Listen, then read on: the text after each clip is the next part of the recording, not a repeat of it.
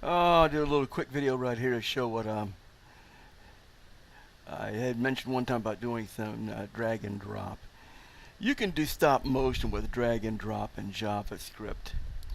Basically, you move an object, or you would move it a little, take a picture, move it, take a picture, move it, take a picture, move it, take, and next thing you know, you have yourself a stop motion here.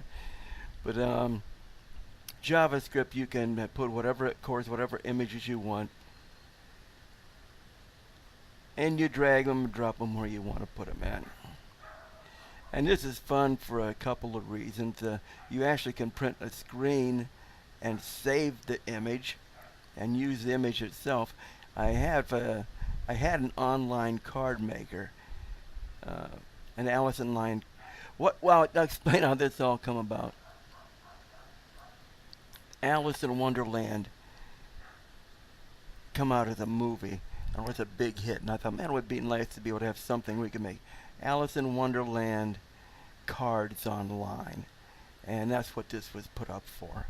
Is people could go on the video or go on my site and make Alice in Wonderland cards.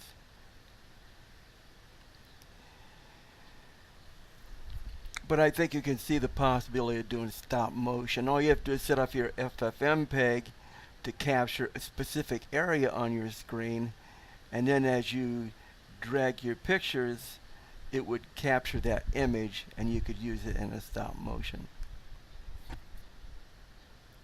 Hey, have a good day, and take a peek. I'll have code for all this stuff coming up. I'm trying to get a few subscribers and get some interest, I start sticking code up.